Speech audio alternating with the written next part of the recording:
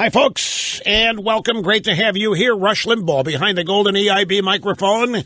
And I've been behind this microphone a long time, my friends. And that means what it means. Telephone number, if you want to be on the program, is 800-282-2882. And the email address, lrushbo@eibnet.com. And it just keeps happening. We go from the Michael Brown case to the Eric Garner case in New York. And once again, it becomes necessary to sort through all of the disinformation that's out there and try to make sense of it. And at the end of the process here, once again, we have a grand jury decision. A grand jury decision which, in many sectors of the culture and society, is unacceptable and is thought to have been rigged and is thought to have been unfair. And so the President of the United States has said that we are not going to let up. He and Eric Holder are not going to let up. I thought, by the way, it was very, very telling, quite fitting, in fact, that Obama made his remarks at a White House Tribal Nations conference. Because, you know, Obama is trying his best to eliminate all of the warring and discord going on between all the tribes, right? So what do we know about this, and what remains confusing? And there's something about this. This is just me. Well, maybe it isn't just me. Snerdley was mentioning this to me earlier today, so maybe a lot of people have. You realize what this was about? How many times a day do you think the New York PD walks by a shop or a property of some kind, or is driving by, sees somebody blowing a joint, and just keeps going? How often do you think that happens? It probably happens so many times a day you can't count it. Somebody blowing a weed, don't stop. Maybe even wave at them. Say, hey, dude, if you see them selling, it's a different thing. But you see somebody blowing a weed, and even if you're selling just a single joint, the cops don't stop for this anymore. And yet this guy ends up dead because the city of New York is hell-bent on driving out the black market cigarette industry from Manhattan. Why is there a black market cigarette industry? Do you know what a pack of cigarettes costs in New York City today? I thought it was $10. I mentioned that to Snerdley. Snerdley said, no, it's 11. Wait a second. 13? Somebody just told me $13. Okay, $13 a pack. When just back in the late 60s and 70s, a carton of cigarettes in Missouri was barely $5.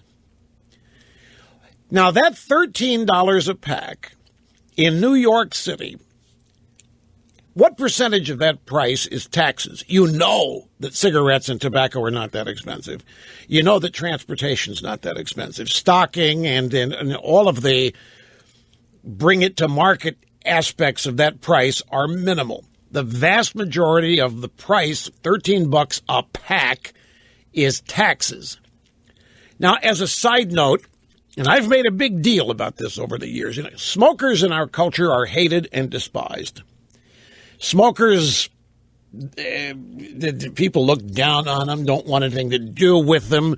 Smokers, people bring their noses and get out of here. Smokers are really the modern incarnation of evil. And yet smokers, because of all the taxes they are paying, are funding most of the children's health care programs the federal government has. You may not be aware of that, but the primary funding source for children's health care program, now this was prior to Obamacare. I don't know what kind of changes have taken place since Obamacare, but prior to Obamacare, the primary funding source for federal children's health care programs was the taxes on cigarettes. And it always amazed me. The federal government is deriving all of this revenue without producing a thing. The federal government's just sticking their hands in everybody's pocket. And at the same time they're collecting all this revenue, they're out there demonizing these. I've always thought and I've said this, not intending it to be flippant. I've tried to make a point with this. Smokers, in my mind, in some cases, deserve a medal. Because look you have a product, and everybody, from government officials on down to the lowest life civilian, thinks that smokers are reprobates and that nobody ought to be able to smoke, and everybody thinks that it's got to be, but nobody bans it. Everybody stops short at banning the product. We hear what a killer product it is. We hear what it does to insurance rates. We hear what it does to life expectancy. I mean, it's horrible stuff. And it's been banned usage-wise. You can't use the stuff. You can buy it. They'll sell it to you. They'll tax the heck out of it, but you can't use it. It's gotten to the point now in certain parts of the country, if you want to smoke in your home and some busybody half a block down the street can smell it, they're going to call the cops on you, and you're going to get hit up for polluting the neighborhood and causing secondhand smoke and promoting the cause and creation and coming down of cancer. It's absurd. All the while, the tax revenue from this product is used to fund children's health care programs and a number of other things. It's not just children's health. The federal government, state governments will not do without that tax revenue no matter what. And I've always thought it was one of the most contradictory setups that we have, because everything said publicly about the product is intended to besmirch it, impugn it, and do the same thing to the people that use it. And yet here's the government scoring. I mean, you want to talk about obscene profits? The government doesn't do a damn thing but stick its hand in. The government does, and it taxes tobacco at every stage. It taxes tobacco when the farmer's thinking about planting it. Okay, so now the price of a pack of cigarettes in New York City is $13. Almost $13. I'm here. I've got that data from a smoker. Okay. So this has created, understandably so, and it's not new, this has created a black market. There are black market cigarette smugglers, and they endeavor to get cigarettes from the states where they are manufactured. North Carolina being a prominent one, South Carolina as well.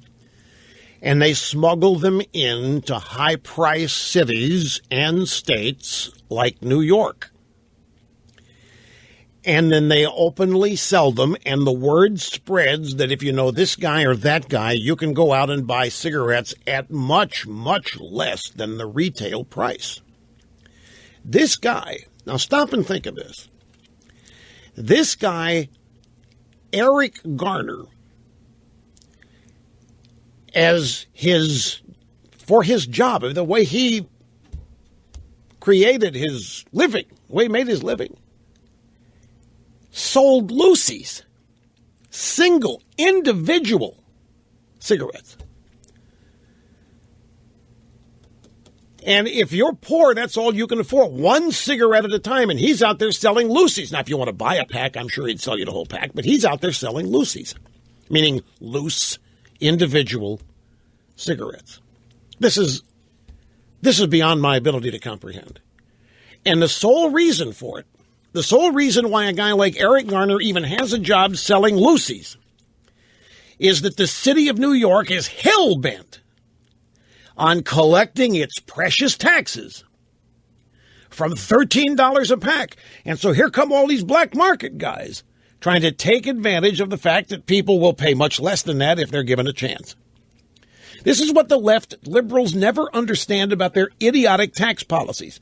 They do not understand the dynamics attached to it.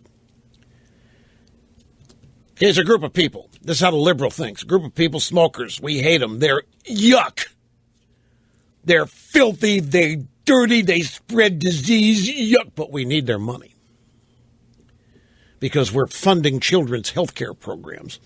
So we'll gladly get them addicted to the product. No, we won't let them smoke them anywhere legally. We're going to be pursuing these people every which way we can, but by God, we're going to make them pay for it.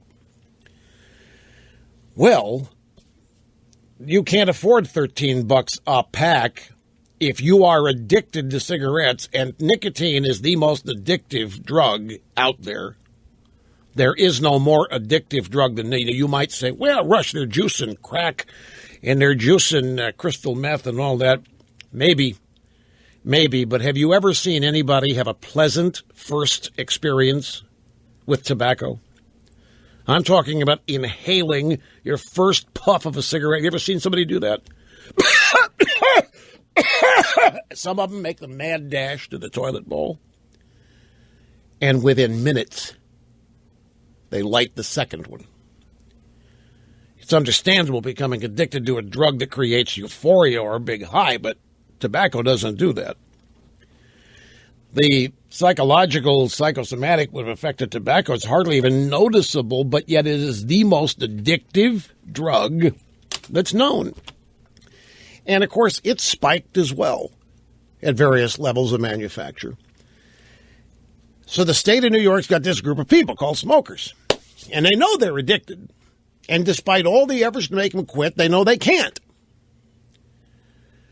So they see just a pile of money when they see these people. And they think because they're addicted, they can't not buy the product. So they just keep raising taxes, and they expect people just to come up with the money from somewhere and pay it. They do not appreciate the dynamics of it, that if there is a black market available, it's going to grow, and people are going to find it because nobody in their right mind is going to pay $13 a pack for cigarettes unless they have a net worth of at least $100 million. Who in their right mind is going to do that? Ergo gives birth to guys like Eric Garner, who can try to make a living selling loosies. This is the most incredible thing to me.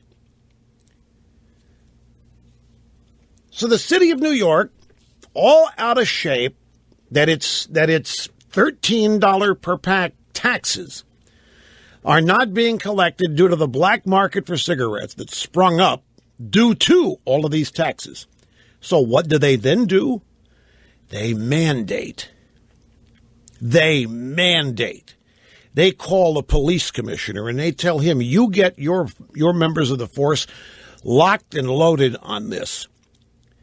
I want people arrested. I want examples made. I want to get these black market cigarettes off the street. I want to get them out of town, and anybody selling them I want dealt with. And so the cops hit the streets with their marching orders.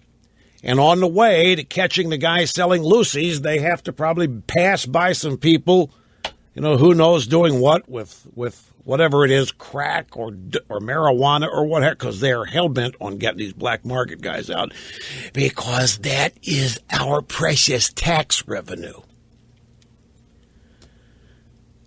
So Eric Garner, with everything else that's involved here, whatever else happened here, we have a guy who died over a tax collection issue, but nobody will say that out loud.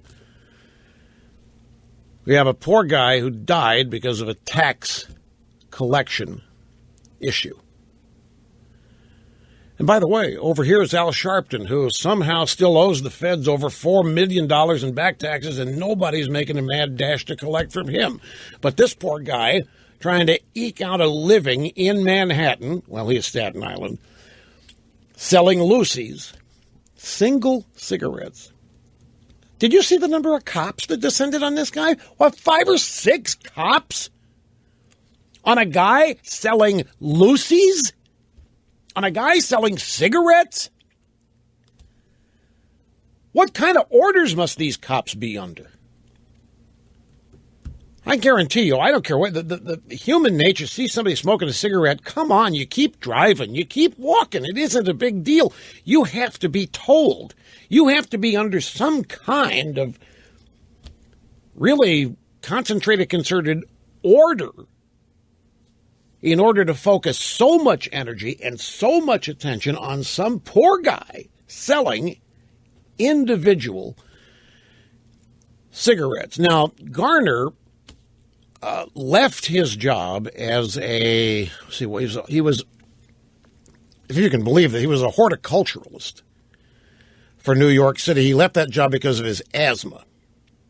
So I guarantee you the guy's on disability of some kind. That has to be a factor. So he was doing something so that he could collect money off the books so as not to damage whatever benefit plan or series of benefit plans that he was on. New York State, back to the taxes here. New York State imposes a tax of $4.35 a pack. That's the highest of any state, and that's on top of the local New York City tax of $1.60, which is also the highest of any city. And the mayor, de Blasio, has just ordered the police to crack down on illegal cigarettes a few weeks before the Garner incident. He did that. And de Blasio's running around, what happened? Gee, man, this is outrageous. Look at all this excessive force. Well, that's what you tax collectors, somebody had to mandate. I'm not suggesting somebody told the cops go out and kill these people, but this is just none of this. It is so out of proportion. It is so out of proportion. And I'm telling you, everywhere you look where some of this stuff is happening, some inexplicable stuff, who's running the show? It turns out wherever you turn, liberals are running the show. I got to take a break here because of the constraints of time. We'll be back and continue after this. Don't go away. Greetings, my friends, and welcome back. Rush Limbaugh, the EIB Network, and the Limbaugh Institute for Advanced Conservative Studies.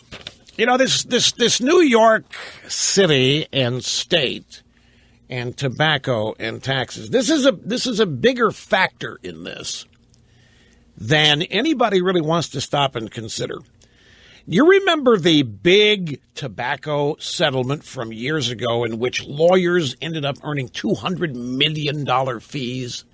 Remember, and the states collected massive amounts of money in this massive suit because the tobacco CEOs had gone before Congress and lied about testing and dangers and all that. The states, including New York, after these big settlements, went out and bonded. By that, I mean they borrowed and spent, budget-wise, a big chunk of the revenue that they were due and that they were continuing to, because the settlement gave the states an ongoing piece of future cigarette sales. So New York was one of many states that went out and borrowed and spent based on what they expected to be an income stream, as the simplest way to explain this.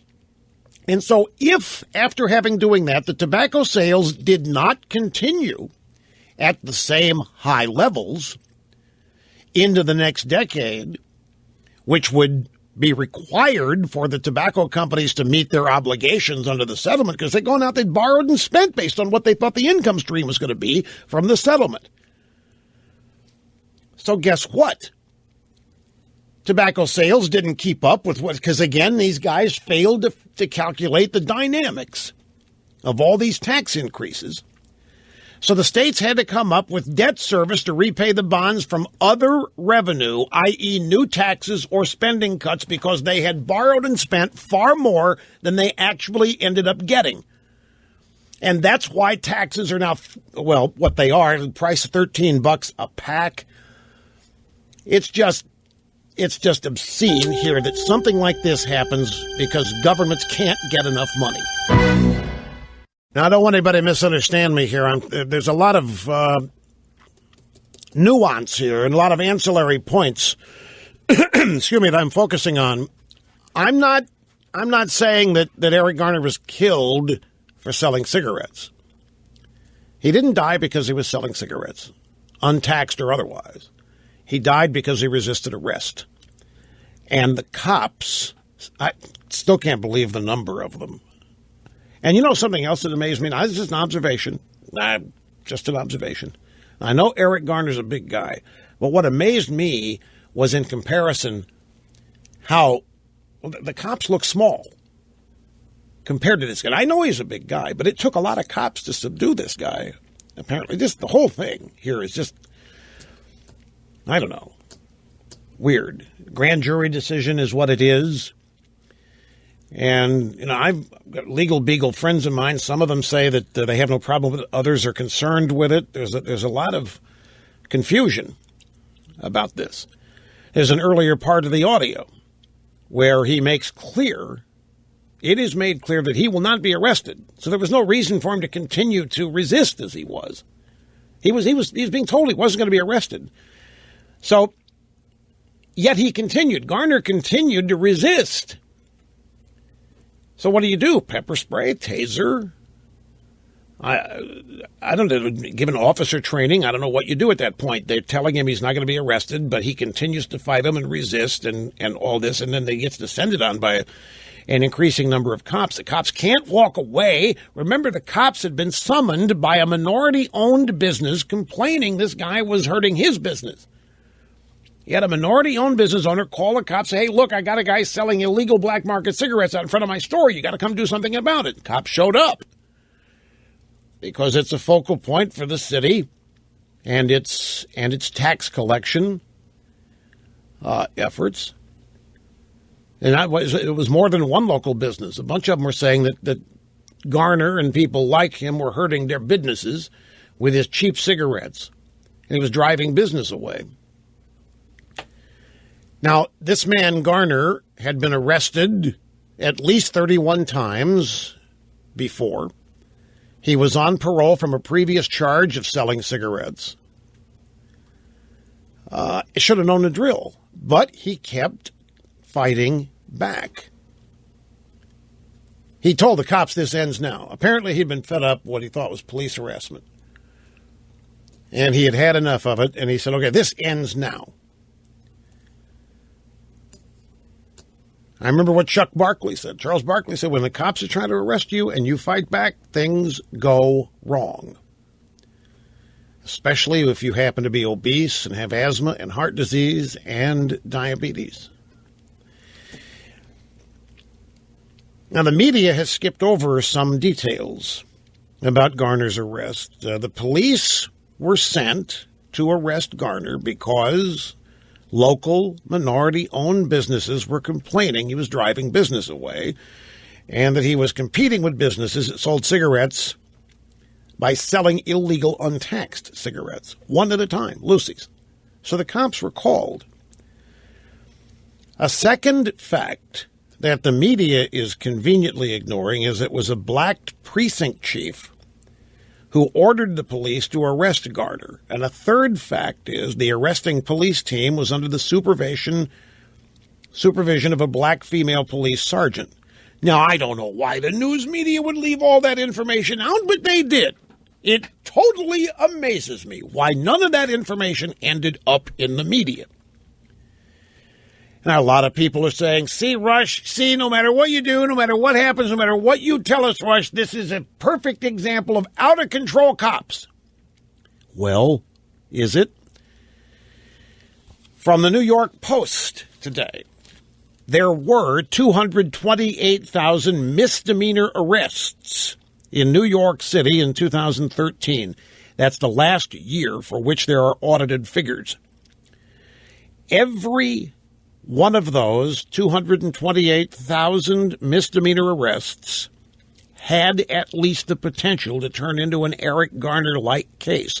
Not one of them did. 228,000 misdemeanor arrests in New York City last year, and not one of them ended up anywhere near as what happened in the Eric Garner. So the idea that cops are out of control is a bit of a stretch as well. And then there's this little tidbit. Do you know that if you go to the New York State Department of Taxation and Finance, you can find a section on confiscated cigarettes. And you know what happened? New York State resells them. We have listed below current opportunities to buy cigarettes that were confiscated by the New York State Tax Department. And then it says, who may bid? Bidders must have a current New York State stamping agent license. And then they give their authority to sell as kind of being under tax law section 1846, They say we're allowed to sell cigarettes confiscated in accordance with judicial law. And then it goes on to tell you as a potential buyer how you might be qualified and how you might not be qualified in order to bid on confiscated cigarettes. So there's no question here that every effort is made to earn as much money off this product as possible.